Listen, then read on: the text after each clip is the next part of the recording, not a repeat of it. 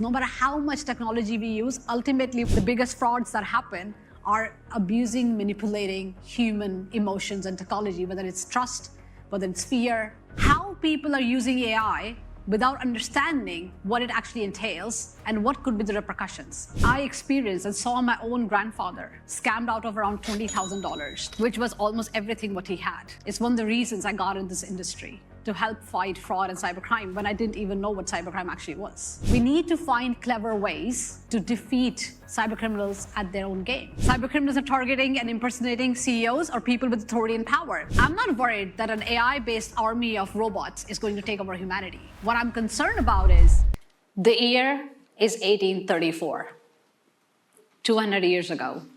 France had built one of the first world's data networks to transfer messages across the country in a matter of minutes. Not days, not years, minutes. How did that data network work?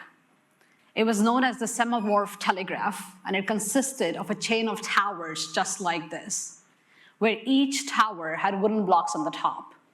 The configuration of the wooden block would actually reveal a character or alphabet or a part of the message. But that wooden block configuration could only be observed through a telescope from an adjacent tower. So what happened is that an operator in a particular tower would use the telescope to look at the wooden configuration of the adjacent tower before it and match the configuration on its tower, rippling information across the chain of towers across the country in a matter of minutes. Why am I telling you this story? Because 200 years ago in 1834, two bankers, the Blanc brothers, decided to hack the system to get information that they were not supposed to have. I'm not kidding you. In 1834, the way it happened was that this data network was only available for government use, to government officials. It was not open to public. So for normal public, like the Blanc brothers, the messages still took days or weeks to arrive to Bordeaux, where they were. They wanted to get information about the Paris Stock Exchange and how the markets were moving at that time faster to be able to make money off it. So what did they do? They bribed one of the operators and had them insert one special character that would reveal the direction of the market movement from the day before, followed by a backspace, because that backspace would trick the intended officials to ignore that character. That's how the message was, that's how the network worked. If there was a character followed by a backspace, ignore it.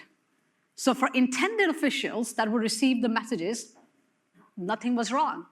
They would see some garbage followed by a backspace, which was intended behavior of the network, ignore it. But that message or that character then went across the chain of the towers in a matter of minutes to Bordeaux, to Blanc brothers, for them to then make money off it. For 2 years, they were not caught. So when the world's first cyber attacks actually happened 200 years ago. And over the last 200 years, we have seen all different kinds of technological evolution. We have seen all different kinds of frauds because, well, human beings and criminals especially keep on getting better and better at it, finding always new, crazier, yet simpler ways that one could not have even thought of.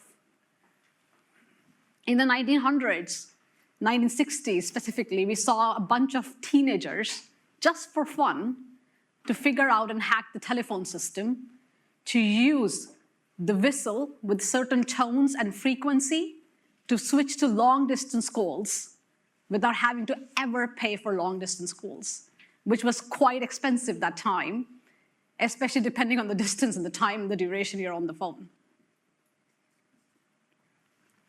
And the 2000s, I mean, internet was invented already in 1983, so now what? Everything is connected. Anybody in Southeast Asia can hack somebody in New York.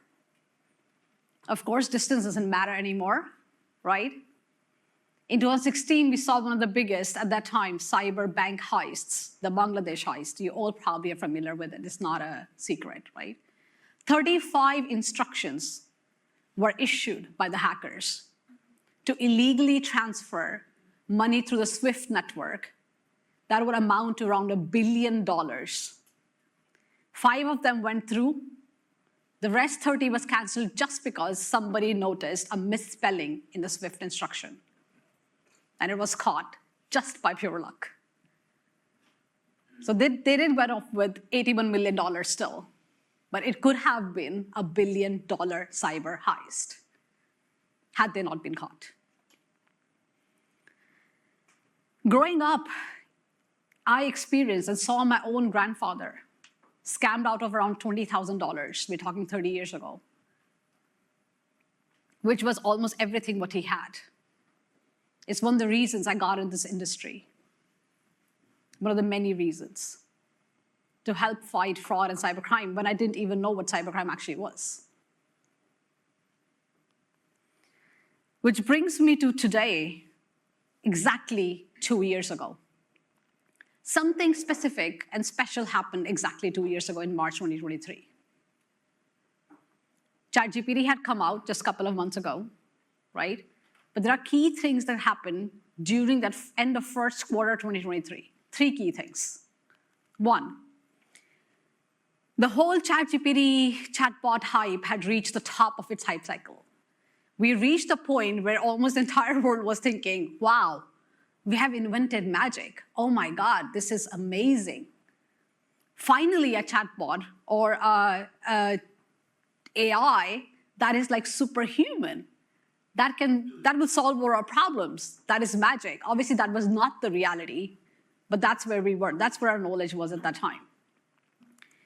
Every week, dozens, if not hundreds, of new random AI tools were coming out that were being used by a lot of people around the world, including your colleagues, including employees in your organizations. In fact, just a couple of months later, studies showed every 2 out of 3 employees was using some form of generative AI tool also at work. I was working as Chief Information Security Officer for an organization, and I was talking to my team and the CEO, and it's like, wow, okay. On one hand, it's great for adoption of technology, but on the other hand, we don't have any oversight or control over it.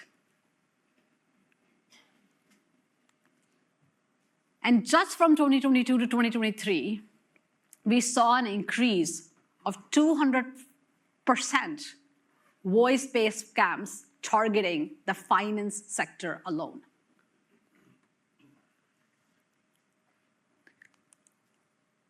So then I was talking to my team and I was wondering, hey, we need to do something about it.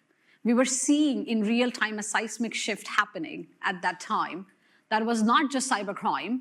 Obviously, cybercrime has been there from before, but we were seeing an evolution in cybercrime like never before. We were starting to see more and more AI-based attacks. But what a lot of people were still missing is the risks that come along with AI that we were not even thinking of at that point of time. Because wow, AI obviously was magic, and it's going to solve the world problem or world hunger or cancer or whatever. So let's go through 3 of these key seismic things that have happened, especially in the last 3 years, especially last 2 years. Let's look at cybercrime. Cybercrime is already a $1 trillion business. $1 trillion business. Just last year, we lost more than $1 trillion to digital fraud and scams alone.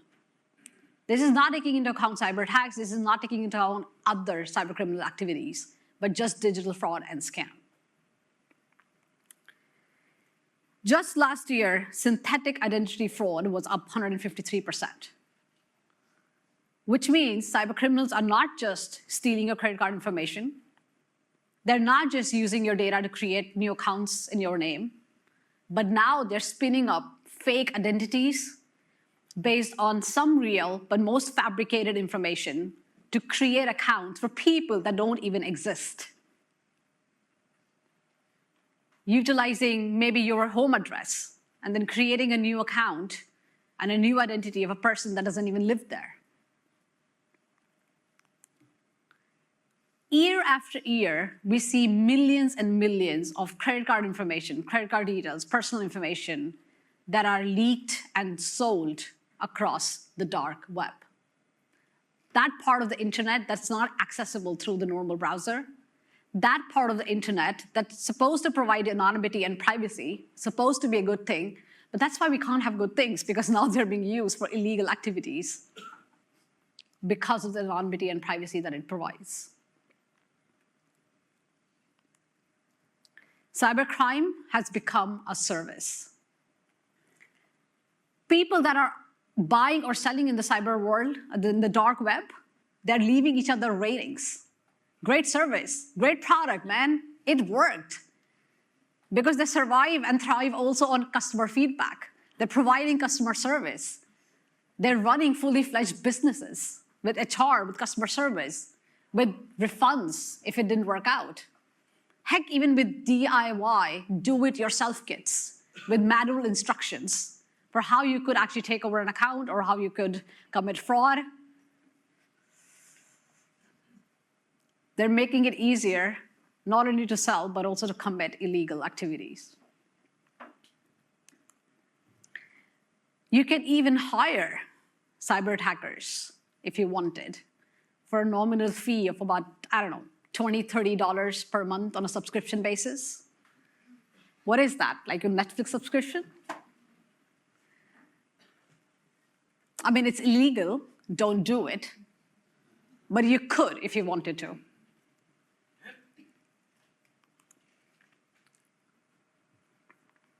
Here's the thing about specifically the finance sector, why it's the #1 target for cybercriminals. The #1 motivation that cybercriminals have is financial profit, right? Financial gain. That has been the #1 motivation behind cybercrime. It continues to be, and it still is today. Espionage is #2, but #1, financial gain, financial profit. So finance sector has money. Obviously, they love it. There is data, credit card information, personal information, that can leaks, and then you can be extorted for money or sold. So there's money. So you got money and you got data, and data is money, so you got money and you got money. I mean, what's not to love from a cybercriminal perspective, right? The cost of data breach for financial sector alone last year was $6 million. Just for finance sector, the cost of data breach, versus around $4 million or $5 million global average across all other industries. This is why it has become so lucrative, and it has been and continues to be so lucrative for cybercriminals. But now we're adding to that this new technological adoption that's happening, which is the AI. AI is not new, but the way it's being adopted right now, that has never been happening before. AI is more than 60 years old. We have been talking about machine learning, supervised learning, and all of that, working on it for many, many years, for decades. But the adoption of it is something that's different. So how does it actually work? Under the hood, right, we're pumping an AI model and training it with loads and loads and loads and loads of data, right? And then teaching it or training it to produce intelligent output, or what intelligent looks like. Doesn't mean it's always intelligent, but we're training it to what intelligent may look like. What if I told you that all the generative AI applications, or the chatbots, or the AI agents that you're talking to every day, that you're interacting with day-to-day, are not just helping you or listening to you or talking to you, but they're actually understanding you and trying to mimic you and becoming better and better and more human-like. How does that work? Going back to the example of intelligent output, in this case, when you're talking to an AI agent, you call a customer service, on the other side is an AI. It happens. I mean, literally, my husband yesterday was calling his doctor. We put it on speaker, and there was somebody talking on the other side. I was like, honey, that's AI. That's not even a real human. I mean, you could hear it. So how does it work? The AI agent creates an output, in this case, the sound, the words, the tone, the pitch, right? Based on large data sets that has been trained on, based on the underlying machine learning model. And in this specific case, based on large data sets and examples of real human-to-human conversations. So it's trained on real human conversations to understand what human sounds like, what human looks like. Heck, even now there are examples where if you're talking to an AI agent, if it hears frustration in your voice or anger, it can adjust its tone and pitch to sound more empathetic towards you. Now mind it, that AI has got no feelings, but it's becoming scarily good at mimicking you and your behavior. And anybody, anyone, you, everyone in this room can actually create an AI agent today better than Alexa or Siri or whatever, just by using English as the coding language. Not saying that the coding languages are obsolete or that there will be no programmers or that we will not need that. But you can create an AI agent today that can mimic you or somebody else by just using English, because it's become the new programming language. It's become the new coding language. No wonder cybercriminals love it. It makes it so easy for somebody who's just a script kiddie, doesn't even understand it, can do that. Just a couple of days ago, or maybe 1 or 2 weeks ago, the co-founder and CEO of Anthropic said this: I think we will be there in 3 to 6 months where AI is writing 90% of the code. Now, that doesn't mean that 90% of the programmers will switch to AI for coding or programming. It just means people like you in this room will be creating new apps, websites, chatbots, agents, just using English as a programming language. So a lot of the stuff that will be out there will be AI-programmed code, AI-programmed apps, AI-programmed agents that are doing things, that are taking action. A lot of the code out there, maybe 90%. Let's see how accurate he is in his prediction and numbering, but it is highly possible that a lot of that code out there will be AI generated, which means on one hand, again, great for technological evolution, but a lot of that will also be crap. That will have risks, that will get hacked, that people will not understand. In fact, this has become a new trend. If you go and check on Twitter, right now, there's something known as vibe coding. It's like the new cool coding where you don't have to learn programming languages, so you use AI to create fancy apps or APIs or whatever. And now these vibe coders are complaining that they're being hacked. Of course, they left all their keys and all their APIs exposed because they don't understand what they're building. This is happening right now as we speak. All it takes is a 15-second audio of me or you to create a clone of you that sounds just like you, to have a conversation that you are having while it's not you, that's based on a 50-second audio of you. This is what makes it so much more accessible for cybercriminals today to do what they want to do. This is what makes it so much easier. So when you see examples like these, distinguishing between what's fake and what's real is becoming harder and harder. It's becoming more and more and increasingly difficult. The data actually shows, finance sector saw an 80% increase in fraud attempts, driven in particular by the adoption of AI, by the scammers and fraudsters. Anytime a new technology comes out or it's becoming adopted, they're the first ones to abuse it, right? We know that, that's not a secret. But how fast are we understanding that? That is the question.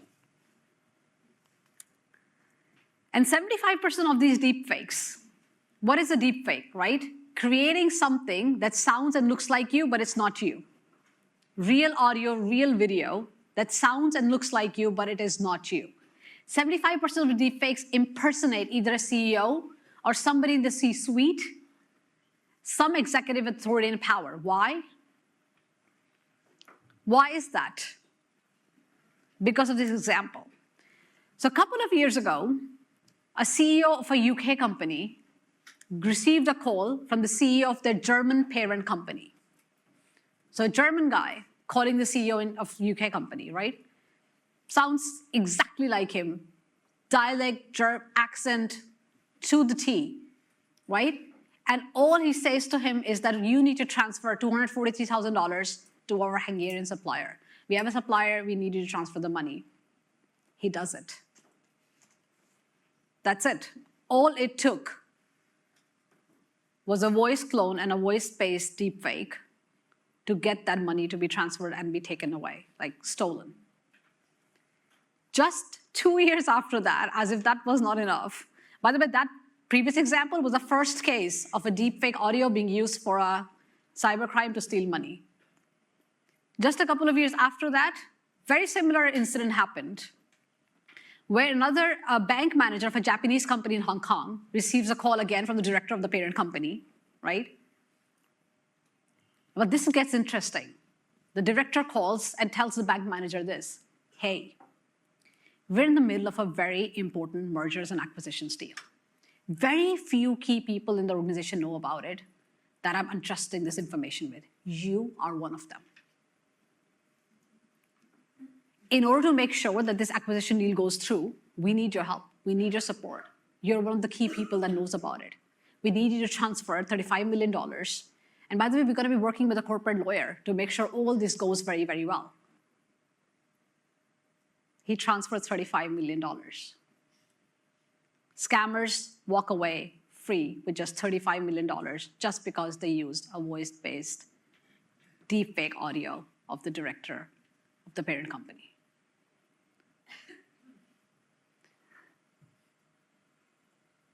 So this is the reason why cybercriminals are targeting and impersonating CEOs or people with authority and power, because they can come to you and tell you what to do and give you instructions, and 95% of the chance you will do it. Real example, I'm not joking. So I was talking to a peer of mine in the industry. His colleague, who is in Southeast Asia, his daughter lives and studies in the UK. He received a call from his daughter, allegedly, crying and really, really completely out of breath, telling him that she has been kidnapped and that they're asking for ransom.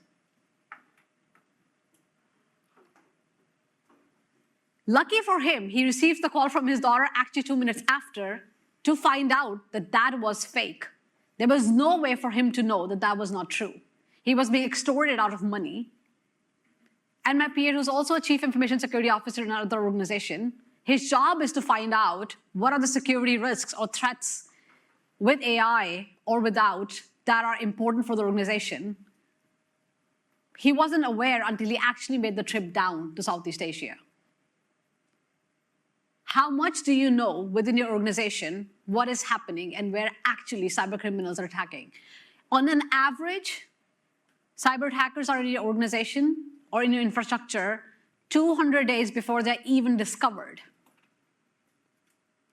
Now with AI, it's getting even harder to detect them.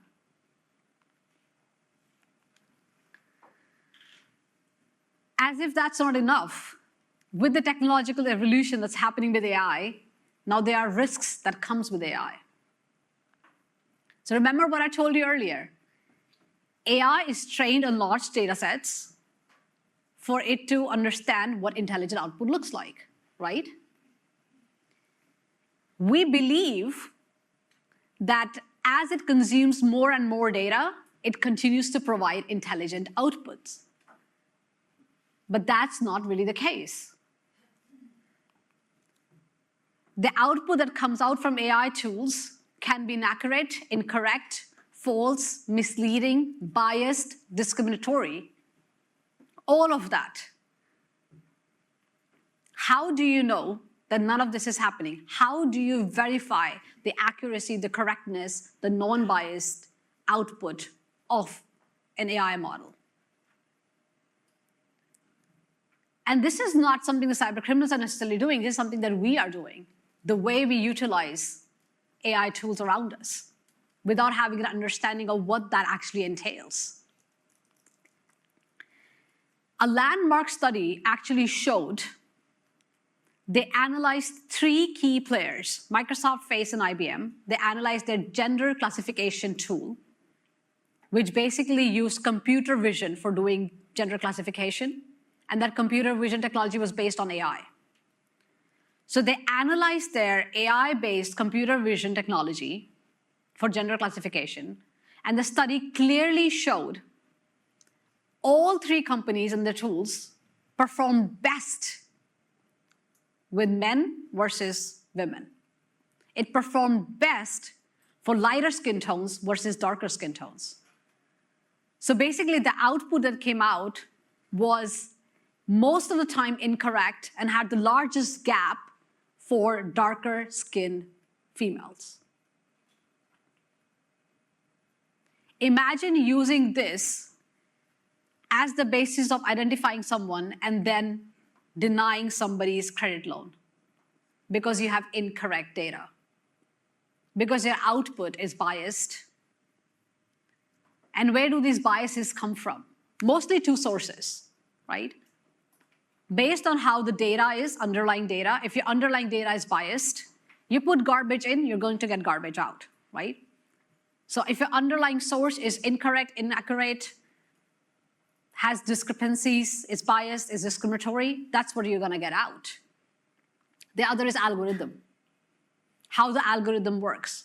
If the algorithm is trained, or if the algorithm is working in a way that is told, for example, to ignore certain races or to ignore certain minority groups, then that's how it's going to work. It's how you create the algorithm as well. So most biases, most incorrect, inaccurate, bias, or discriminatory output comes from either data sources or from the algorithms that are used under the underlying AI tool.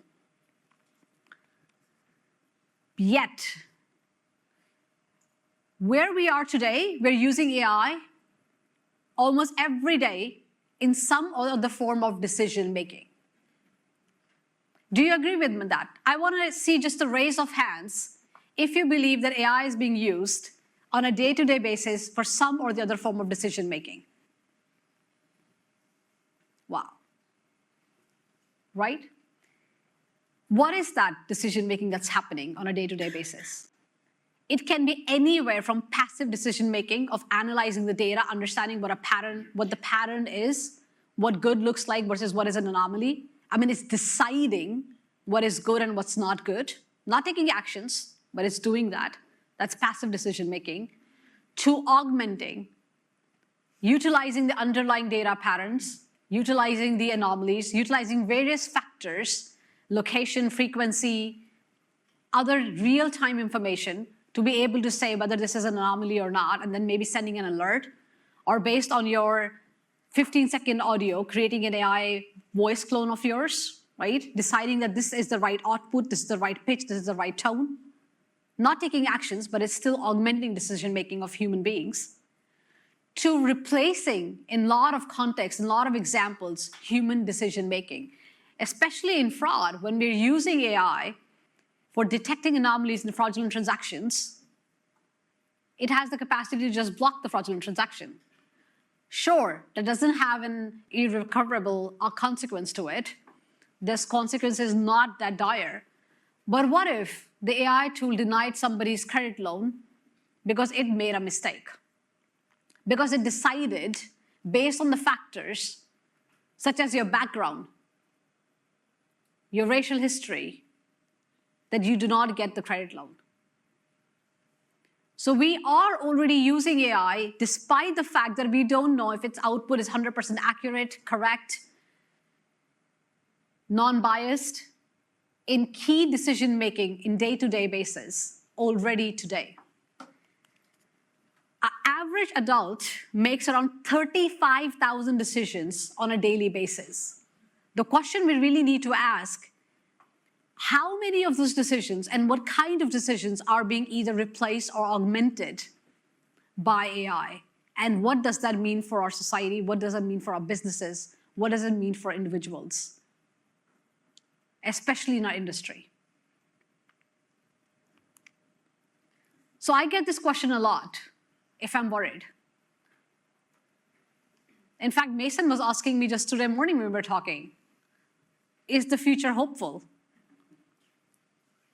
I mean, I have scared you a little bit, haven't I, with all these examples and theories? No? Yes? Is there hope? So when people ask me this question, if I'm worried, here's the thing. I'm mostly optimistic. Why? Because I understand what AI is good for and what's not good for. Having that knowledge and understanding makes me hopeful. I'm optimistic because I know and I believe that we can create a net positive outcome with this technological evolution in fighting fraud in a way that it doesn't racially discriminate someone. So yes, I'm hopeful. I'm not worried that an AI-based army of robots is going to take over humanity. What I'm concerned about is how people are using AI without understanding what it actually entails and what could be the repercussions. That's what worries me. But that's very much fixable. So how do you fight fraud and build trust? Having scared you with all these examples, I want to show you the hopeful future. There's a lot that can be done, but there are 5 key things that I will show you today. This is not an exhaustive list. There's a lot that can be done. Let's start with a model that I created 5 years ago. Don't have to go into very much of specifics, but 5 years ago, I created this model that the world was focusing very much on just the regulations. It was focusing just very much on what can we have in place that is static, like having segmentations or patching or multi-factor authentication, identity verification, all the things that you do. Great. We still need to do all those things. But 5 years ago, I predicted that the world will move in the direction where we'll be needing technology to adapt and to have real-time detection of cyber attacks, of fraud, and be able to predict before even fraud happens and to stop that. That time we were not talking about AI the way we are talking today. So in today's world, where technology is changing so fast, where cybercriminals are adapting so fast, where fraud is happening in real time by creating even synthetic identities in the real time, it's not enough to just have proactive measures or preventive measures. We need to use technology against the cybercrime and against fraud. We need to beat them with technology at their own game. So how do we do that? First, very simple user awareness. The users are not the culprits. We often make them to be. Oh, you clicked something. Oh, now we have now your fraudulent transaction went away because you made a mistake. Oh, you clicked something and you put some data there. So now all the data is stolen and is in the dark web. It's your fault. It's not their fault. Users are not here to be defending and knowing and understanding all these things. Yet, it is very important for them to be aware of deepfakes. If you just sit here talking to someone, you don't know in a video anymore if that person is real or not. Just basic things like asking them to do this, or to do this, or to see if there is blurriness around in just the edges, not in the background. You can detect deepfakes. But those are the easier versions, but they're getting better and better. So you can't just detect deepfakes. It's not always obvious to the naked eye. But user awareness is the #1 thing. It is so important to understand and to teach yourself, your employees, your friends, your organization, what is happening around us. That awareness goes a long way.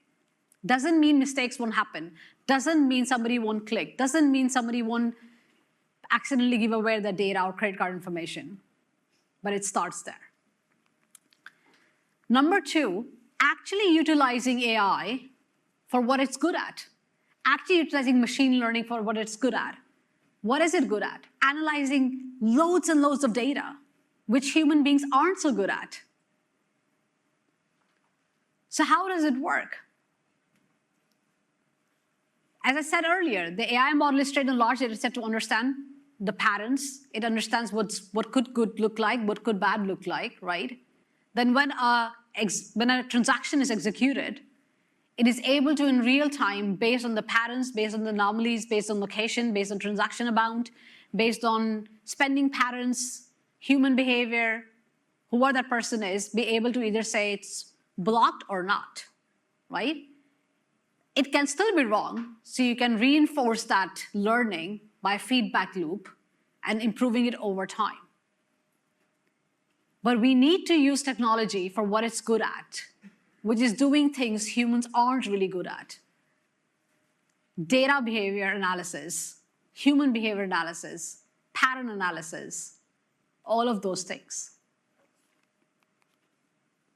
I was talking to a peer of mine who's working for a big financial services organization, and he was talking about how they are deploying this tool across their organization that allows them to assess their consumers, the customers that they're onboarding or the customers that are having some changes in their profile. They're assessing them in real time and assigning them risk scores, again, based on different factors. But what it does is the higher the risk score, the higher the likelihood of fraud happening. Doesn't mean it will happen, but it helps you assess already during customer onboarding or when there are key changes happening in a customer profile. Studies have shown when you use machine learning on top of existing fraud prevention mechanisms, then the fraudulent transactions are reduced by more than 40% over the long term. This one's interesting, the third one. So the first was user awareness, second was using actually machine learning for what it's good at. Now, how about actually using AI for beating cybercriminals at their own game? This is really happening. This is an example of Guardian actually creating an AI chatbot called the Granny, AI Granny, that talks to scammers for hours, where the scammers don't know they're talking to a chatbot. There's a YouTube account where that person has created hundreds of servers and hundreds of AI chatbots that in real time, these chatbots in real time are talking to real scammers across the world. Because they're chatbots and they sound like human, the scammers don't know that they're talking to chatbots.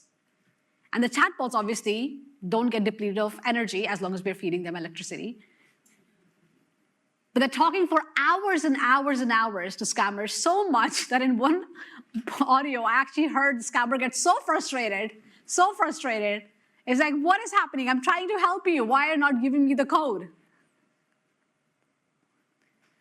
So you can use AI chatbots to defeat scammers at their own game.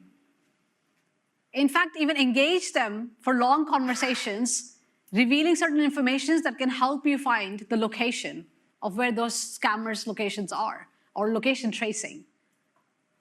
Collaborate with authorities to get those shut down.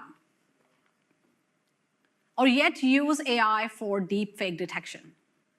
So here's the thing. AI creates deepfake. It can also detect deepfakes, right? There are obviously things that I said that human beings can do, but not every deepfake detection is visible to the naked eye. So how does it work? Deepfakes are created by something known as Generative Adversarial Networks, GAN, or GAN. It consists of two neural networks. One is called a generator, the other is called a discriminator, right? So the generator generates or creates an image or a video as realistic as possible, but it's not real, right? It's fake. It creates it. It can either send a real image or it can create a fake image or video. It sends it to the discriminator. Discriminator's job is to say whether that image or video was real or fake. So the generator wins at the game if it can create realistic video or image the discriminator is not able to identify as fake, and the discriminator wins if it's able to identify and say that it actually is fake. They keep on playing this game with each other and keep on training and getting better and better and better over time. This keeps on happening, right? So over time, generator is able to create really realistic content, video or image, that then discriminator is not able to identify anymore. That's when it wins. So how do you use that same technology for deepfake detection? So now, if you have an image or a video that is deepfake, that you don't know whether it's a deepfake or not, you send it to a discriminator. The discriminator's job now is to look for those things that is not visible to the naked eye or ear. Spatial or visual inconsistencies, pixelation issues, decoloration between edited and unedited videos, just the inconsistency in timing of when I'm speaking, my lips are syncing and the words are coming out, and the spoken words and the mouth movement, when there is a time-based inconsistency in there, very slight, that is not noticeable, but the discriminator can detect that. So utilizing AI for actually detecting deepfakes where it can. I was talking to a friend from MasterCard, and they were talking about what they did, this very clever thing that they did. They went across the dark web, scanned all the stolen credit card information, right? But all the stolen credit card information have only last 4 digits because they are for sale. So only when you pay, you get the full details, right? So they have only last 4 digits. So then they created a list of potentially fraudulent or potential credit cards that they have issued that could be either used for fraudulent, used for fraud, or used for scam. They create that list. Then they asked AI to auto-complete those credit card details. And when there was a match, they closed those credit cards to prevent potential fraud from even happening. So utilizing this technology for what it's good at, that's what we need to do. Number 3. Number 4, which will always be the case, going back to the model that I was saying, things that have been true for the last 20, 30, 50 years will still hold true. You still need to do all the basic cyber hygiene that you need to do. Good passwords, multi-factor authentications, making sure that you're checking identity verification, like all the basic things that you're doing. And now even using AI for just checking if the mail is a phishing email. Users are not able to always see and say, this is a phishing email, that this is a fake email that's trying to force me or somehow manipulate me to give information. But AI can do that. It can check for inconsistencies. It can decode that email. It can look for things and patterns that will tell it that it may be a phishing email, that you should not click on it, or you should just mark it as spam. So you will still need to do all the basic cyber hygiene. I have worked with so many different organizations, especially in the finance sector, and here's one thing that I have learned.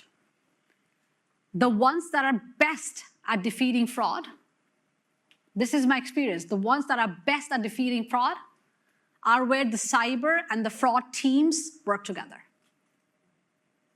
So many organizations have cyber as a complete silo and fraud as a completely different organization. Just raise your hands. How many of you, because you're all from the fraud team, right? How many of you actually even know who your cybersecurity colleagues are and you actually work with them actively? Some, good. But that's really where the power lies. Combining those experiences and expertise. I've talked so much about AI, and I've told you so many problems that are with AI, so many good things that are with AI. But if we want to have that hopeful future, we need to understand the risks that come with AI. AI today is not sentient. It's not deciding things on its own, even though it's taking decisions. It's ultimately governed by data, algorithms, what we feed it, how we use it, how we create it, right? So it's very important to understand, what does responsible AI look like? And there are 5 key sub-elements to it. Number 1, ethics. Is it ethical? Are you using AI ethically? So many years ago, Target used statistical analysis and machine learning to create something known as pregnancy prediction score. I'm not joking. Yeah, some people are like, what? What did she just say? Yes. They scrape the data from their baby registries, from their female consumers, and run it through statistical analysis and machine learning, and created something known as pregnancy prediction score, not just for the women that the data was on the registry, but for all their female consumers. So based on that, they were able to send baby coupons to people that they thought were pregnant and expecting. And they were so damn accurate. Legal at that time, yes. I mean, GDPR was not there at that time. Under GDPR, it would not be legal because you can't use data for something that it's not supposed to be used for, right? It can only be used for the purpose it's supposed to be used for. But legal, yes. Ethical, no. There is no consent. You're creating a pregnancy prediction score for women that didn't even put the data on that list. I mean, damn. So are you using the technology ethically? Number two, is it fair? Is it non-biased? So again, a couple of years ago, Amazon was trying to create this new amazing AI tool, which was going to become this holy grail of recruitment. I mean, we are all struggling in every industry with finding the expertise and the right people. They were like, you know what, we're going to solve that problem.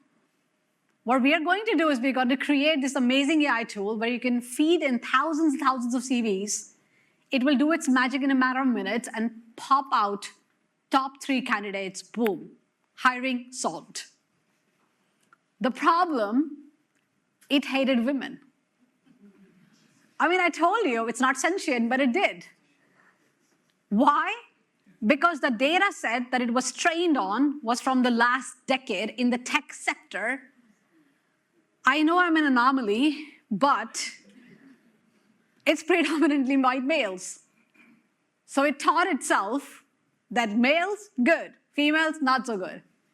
They had to shut down the project, rightly so. Good God, really. Transparency. When Apple was issuing their first credit card with Goldman Sachs that was supposed to issue it and do the underwriting for it, there was this big uproar that happened. A lot of male consumers were coming out and saying like, hey, what happened? Like, this is totally effed up. I'm getting 10 times more or 100 times or more, 50 times more credit than my wife or my girlfriend or whatever. Like, what is happening? Even Steve Wozniak, the co-founder of Apple, came out saying that. There was a proper investigation that happened to check into the biases and discrimination of how those credit cards, the credit loans or credit were approved and how were they issued. What was that based on? The investigation did not find any deliberate or intentional malpractice, but it did find out a huge lack of transparency. People did not understand at all on what factors was their credit based on. They were not able to understand why somebody got higher credit than the other. And as we go forward, this transparency will become very, very important for AI to be able to say, because it's making decisions on a day-to-day basis, as we talked about, for AI to be able to say why it made that decision, what factors was the decision made on, and how it came to that conclusion, which is known as explainable AI. Inclusivity.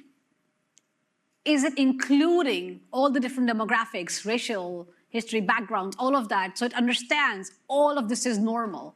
I mean, going back to the gender shade studies, right? If it's not inclusive, it will exclude certain demographics or see that certain demographics or racial backgrounds are not intended and are not probably good because they're not part of the pattern. And fifth, but the last important one, when it comes to responsible AI, accountability. Now that AI is making all these decisions, especially when those decisions may have consequences that are severe, okay, sure, a fraudulent transaction gets blocked, that's not fraudulent, okay.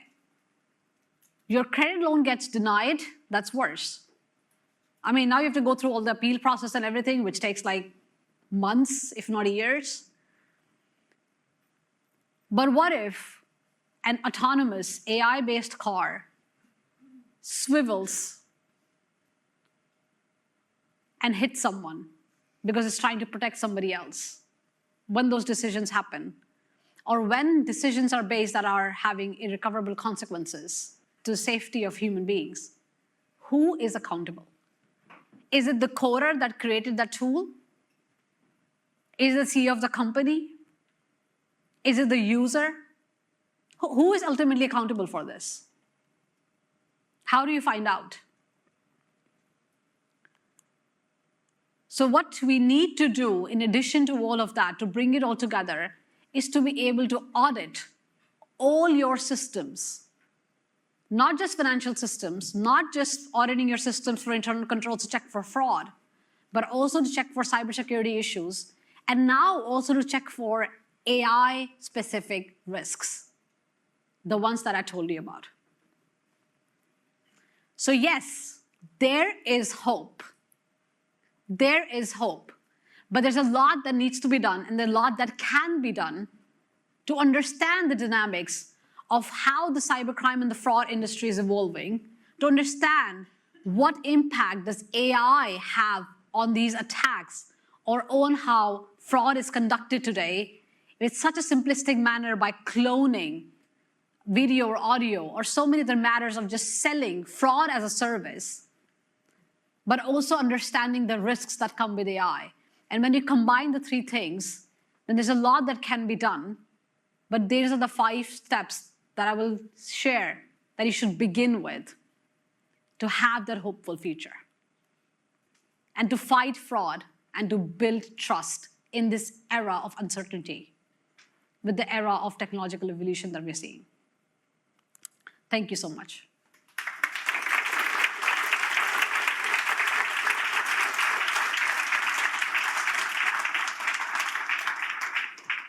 Thank you, Monica, so much. We're going to have a brief Q&A session here. Again, you can submit questions through the portal or on the app. We've already got a few here, so we'll just jump in. Really interesting discussion. I have a question here first. Someone asked, is there a tool that you would recommend we can use to inventory or identify AI that might be being used within our organizations, maybe without authorization or anything like that?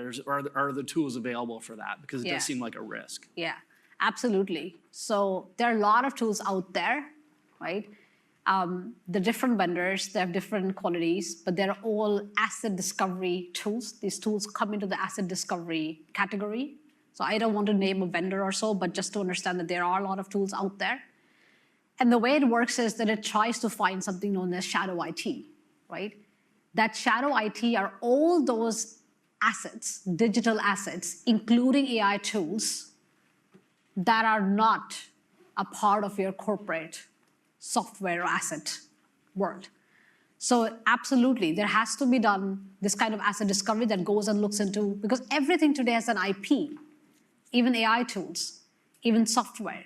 So trying to use these asset discovery tools to automate that process, to find out all those things in your infrastructure and environment that could very well be just lying there, not corporate managed, where you don't have an oversight, definitely needs to be revealed. It's very, very important, because that's where the cyber criminals use those as weaknesses and abuse them and enter your infrastructure without you even knowing about it.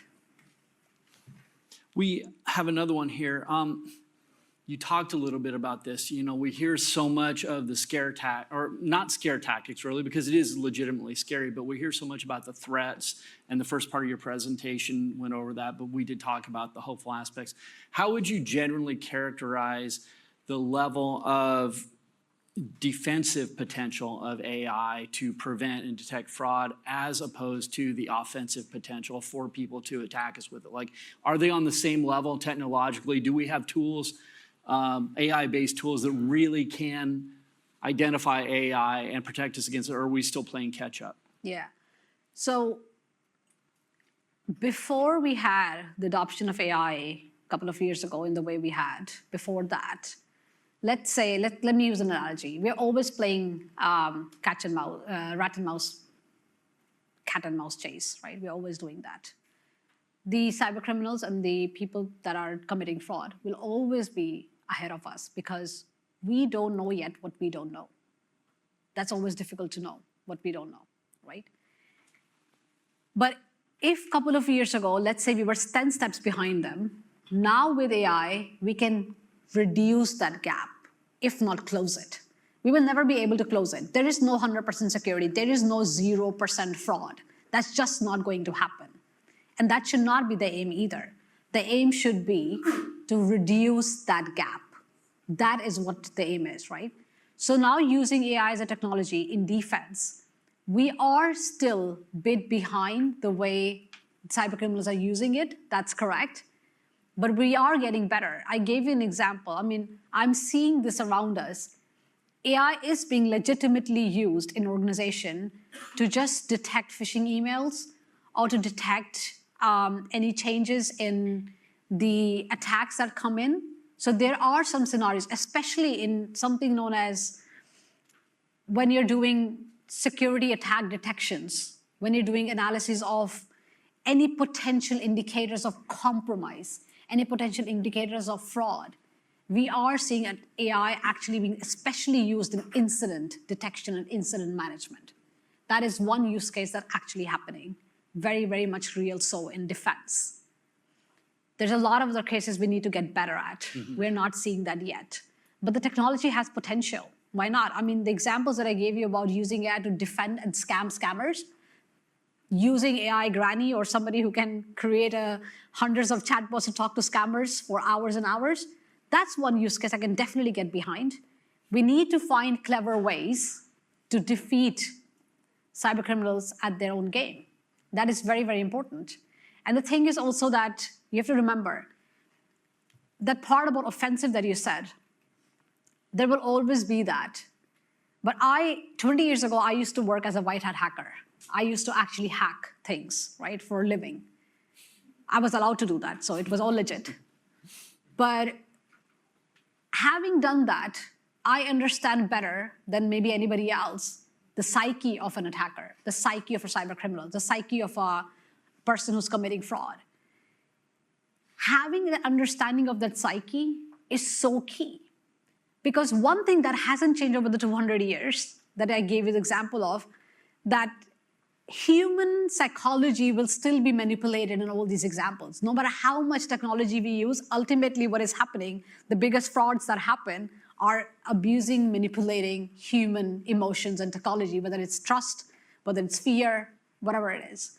So we kind of need to understand that combination, and that's what we're going to use. We need to, just like the cybercriminals, we need to use technology and we need to use human psychology together if we want to get better at defense, because technology alone will not get us there. That actually kind of plays into the next question that came in, which is how can you train your workforce against deepfakes, or how do you prepare them? Do you have tips or recommendations on the best ways to do that? Yeah. So a couple of things, right? When you're doing these user awareness trainings, first make it fun. Don't make them boring. Nobody likes the word security. Everybody hates it, even though it's important, right? So you want to make it fun for them. I mean, I had my whole team, but yet I would do every now and then user awareness onboarding sessions for my employees in the organization, making it storytelling, making it fun for them, because this is how you engage people. You want to help them understand what's in it for them. That's one. Two, the couple of tips around how to detect for a human, naked eye and naked ear. It's obviously not everything, but it's a couple of things that I said in understanding if there is specific blurriness around the edges, not specifically the background, but just around the edges of a deep faked audio or video in that case. I mean, not audio, but video. The other is asking somebody to just wave their hand in front of the face. If you're talking to someone, then you're able to detect sometimes there is blurriness that happens when there is face swapping that is going on. There are companies out there right now that are legit providing you face swapping softwares. So you kind of have to tell your employees, make them just aware of what's happening around them. Don't treat them as dumb people. That's so important. I struggle with this in our industry, where we blame the victims, where we tell them that you're stupid, you clicked on this thing, why did you do that? I mean, God forbid, that's not their job every single day. Neither is it yours, but it's important to understand. The more you're able to engage them, give them some tips, help them understand. I mean, when March 2023 happened, and in my role at that time, when I was concerned about the three things I was talking about earlier, I talked to my team and I was like, you know what? Okay, we are going to do awareness, right? We're going to have a governance policy around AI. We're going to tell our employees not just what they can't do, but what they can do. When our employees were using AI tools, which are external, which are not monitored by us, which don't have any corporate management on them, no oversight, you can use them as long as you don't put sensitive business, customer data into that. So having those kind of governance policies for your employees that don't just tell them what not to do, but also what they can do, these are the kind of things that then help them feel that they're part of the mission, making them a part of the mission. That's the best part of user awareness. That education awareness is always such a struggle, but it's so important, right? In fraud and in technology and so forth. I have another question here that's more focused on companies rather than individuals, but in your opinion, are companies and boards investing sufficiently and allocating sufficient budget to address these risks? Do you see awareness being at the level it should be? The answer is depends. It really, really depends on company to company and organization to organization. There is no one silver bullet answer to this question. I have been in organizations and companies where I have seen boards and CEOs really being invested in it. When we were doing the AI governance and strategy for creating our first business use case for it, my team from the cyber side was also involved in it as a part of the whole business case, because there was business trying to figure out what we're going to do and what we're going to legit use AI for in our business. Cyber being a part of it from the very beginning is a big thing. And that I have seen in some companies happening. On the other hand, there are also companies that are absolutely legit not caring about the risks, and they're just hellbound on, well, we're going to have something AI, whatever it is, I don't care. Bring some AI so we can have more revenue, probably more profit, better investments, more VCs. I mean, it's the entire spectrum. What can I say? It's everything from actually companies caring about it to companies just being like, build me something AI, whatever it is, I don't care. We just have to have some AI-powered stuff. Yeah. We do have another question. What would be your recommendation regarding an AI audit? Like what should an audit program include, tests to be performed, who should be audited? Do you have any recommendations around that? Yeah, it goes very much into what I was saying earlier in the, let me see if I can bring that back. It goes back to this part, right? When you are doing audits for AI-specific risks specifically, you have to check for things like how the data is being fed into, where the data comes from, the quality of the data, whether it's classified correctly. Are you actually even having internal controls that take into account AI risks? So most audit, when it happens, and the governance framework around it is based on internal controls, right? Those internal controls look into, well, fraud, collusion, all of these internal problems that happen in terms of fraud. But then there are obviously audits that are specific to cyber, right? That they're looking into cybersecurity issues, vulnerabilities, and so on. But now you need to include those controls that look into also AI-specific risks, specifically ethics, biases, data sets. When an AI tool is being used and procured, are they doing an AI risk assessment? Is that a part of that procurement process? Or when you're building an in-house AI tool, who is actually looking into, who is accountable and responsible for it? Was a cyber team involved? When you created it, did you do testing against it for biases, right? So when you're doing an audit, you need to, again, think from that perspective and that hat of whether all those things that should have happened actually did happen or not, and where the controls are missing. Because you need to extend your governance framework and your controls to include those risks now when you're doing auditing. We just had another one that came in that kind of touches on. Is there any active approach or framework that targets improving the data quality out there in order to prevent discriminatory performance of AI? Some of the things you were talking about before. Yeah. I mean, there are a lot of frameworks, a lot of different countries have created their AI governance standards. If you haven't, you should look at them. I know specifically from Germany there is one. There's one from Norway. I was actually involved in, working in Norway, I was actually involved in their national AI governance strategy, where it was actually, there were controls in there about how do we go about checking discrimination or biases and so on. So there are a lot of standards out there on the country level, but also from NIST, and actually looking also into EU, the AI Act that is now in place, which is actually allowing or telling the organizations to actually comply to it. Looking at the previous example, what I was saying about credit loans, right? When you have, for example, an AI tool in your organization that looks into various factors, not just location or not just things like what kind of spending history do you have, what kind of spending patterns do you have, even kind of behavior that you have, which can be found out by the data that's on your mobile phone, for example. When you have tools that look into that kind of data, it becomes very fast, very invasive. And those AI tools that then say either give you a high or low credit score or deny or accept your loan, they immediately come into the high risk category, and then they need to comply to, for example, EU AI Act. So there's a lot of standards out there. There's a lot of good work that is being done. It's important to just understand what do you start with. And data classification and quality is definitely one of the key things I would recommend to start with, because what you put in is what you're gonna get out. So that's really the key place to start. Do you have, well, we got just a couple more. There's a lot of interest in this subject, obviously. Yeah, please. We got one that came in. Recommendations on how we can be sure that people aren't using public AI to support work that maybe includes proprietary information or stuff like that, like in terms of people putting. Yeah, so you cannot control what people are using outside the work. Like if they're using AI tool that is external, I know they will use it.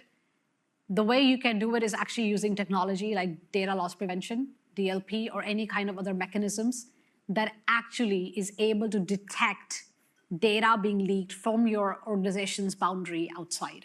So that's not just specific to AI, but when you have users that are extracting a lot of information and putting it in, I mean, it's a combination of asset discovery, figuring out whether AI is being deployed, which is not corporate managed in your environment, but then also having controls that would then check if data is being transferred from within your premises to externally, either through emails or either through other mechanisms like iCloud or share drives or whatever.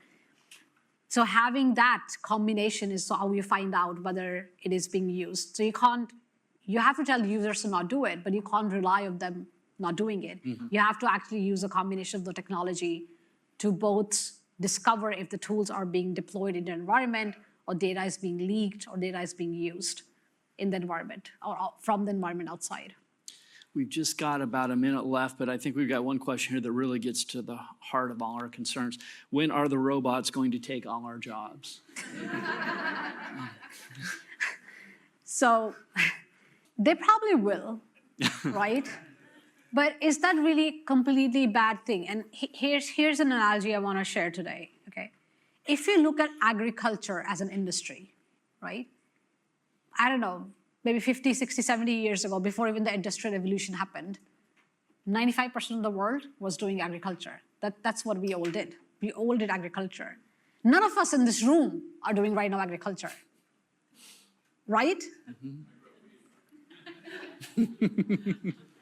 I mean, gardening doesn't count, but okay. But here's the point. So we have automated agriculture to the extent that we are not doing it. That doesn't mean we're not doing other things. I think we're more concerned about AI taking our jobs versus actually just understanding what it is good for, what it's not good for, how can we leverage it, how can we make sure we leverage it in the 5 ways that I was talking about right now here. That is more important. Sure, it will replace, I mean, I would want actually a robot to do a lot of the jobs that I do today for me to actually focus on things that is better. I even feel that we can come to a point where we'll not be analogy, but we won't be robots working 9 to 5 like crazy. Maybe we need robots to do the work that we are doing robotically today. That seems like a good place to end. Thank you, Monica, Thank so you. much for the presentation.